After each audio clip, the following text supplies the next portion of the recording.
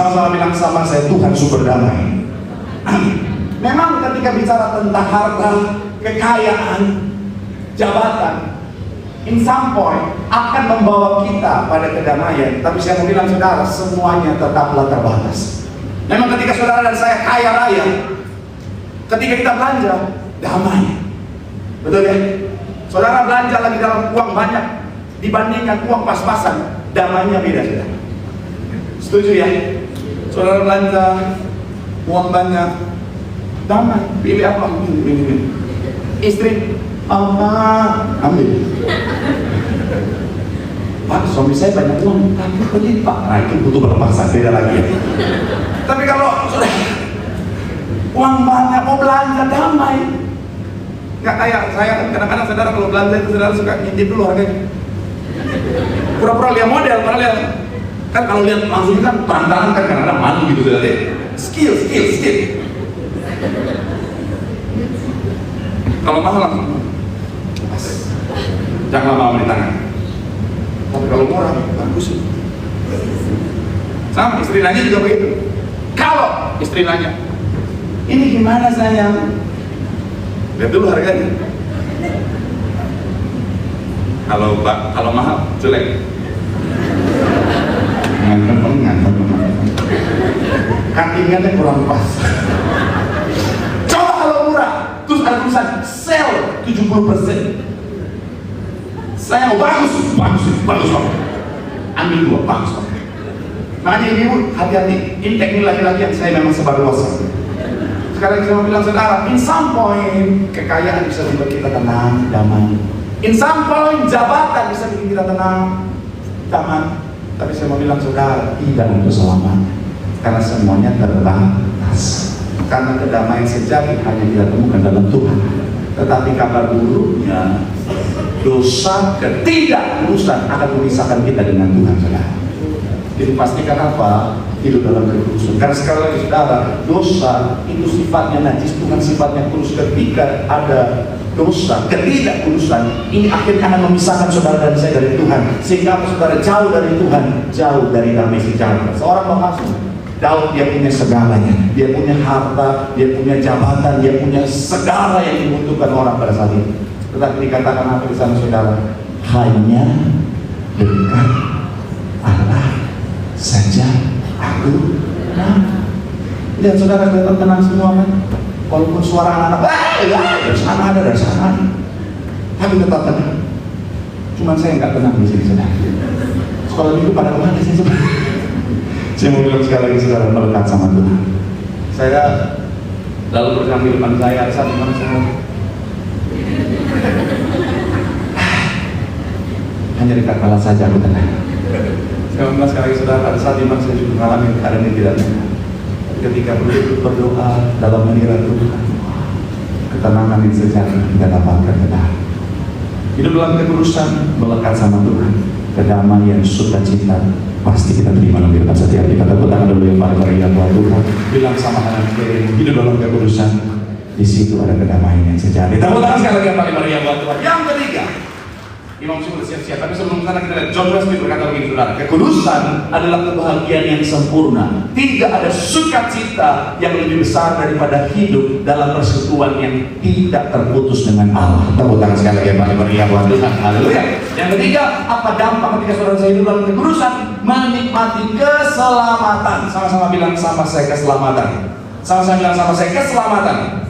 Masih ayat yang pertama, Yesaya 59 ayat 1 dikatakan apa di sana? 3, ya. Untuk menyelamatkan. Sekali lagi, sesungguhnya tangan Tuhan tidak kurang panjang untuk menyelamatkan. Tangan sampai di sana. Tuhan sangat mampu menyelamatkan setiap kita. Itu kenapa terbukti dalam karya kayu salibnya. Dia jadi manusia, firman-Nya jadi manusia. Untuk apa? Untuk memberikan keselamatan untuk saudara dan saya. Tapi begini saudara, ketika bicara tentang keselamatan, sekalipun Tuhan sudah sediakan bagi setiap kita, tetapi tanpa kekudusan, Ibrani 12 ayat 14 bilang begini saudara, tanpa kekudusan tidak seorang pun akan melihat. Makanya orang Kristen harus punya pemahaman yang benar. Jangan pikir udah jadi Kristen, KTP-nya udah Kristen, pasti selamat.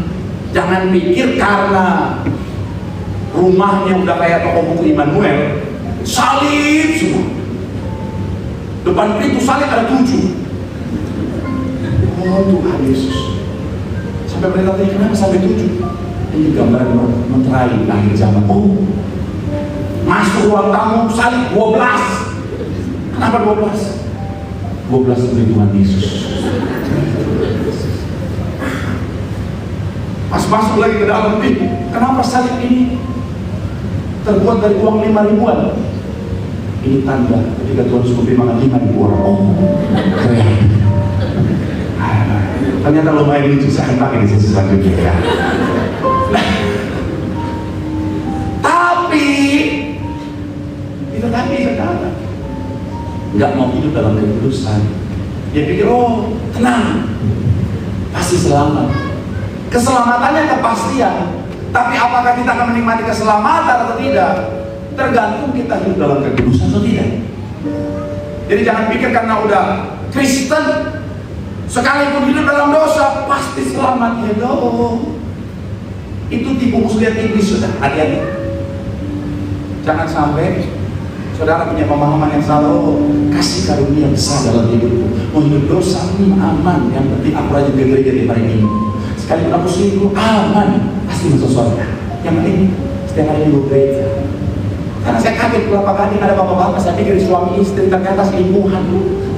Maju altar call lagi. Saya baru tahu setelah saya doakan lagi. Seandainya dikasih tahu sebelum kan saya bilang, oh oman, menyoman ini udah coba semua begini makanya. Saya bilang sekali lagi, oh no. Tanpa ketulusan tidak seorang pun akan melihat Allah. Siapa yang akan naik ke gunung Tuhan yang kudus? Firman Tuhan bilang apa saudara? Mereka yang suci. Mazmur 24 ayat 3-4. Siapakah yang boleh naik ke atas gunung Tuhan? Siapakah yang boleh berdiri di tempatnya yang kudus? Orang yang bersih tangannya dan murni hatinya, yang tidak menyerahkan dirinya kepada apa? Penipuan, dan yang tidak sumpah palsu. Sama-sama bilang sama saya, hidup dalam kekudusan. Nggak kelihatan ayatnya, hanya orang kudus yang bisa melihat.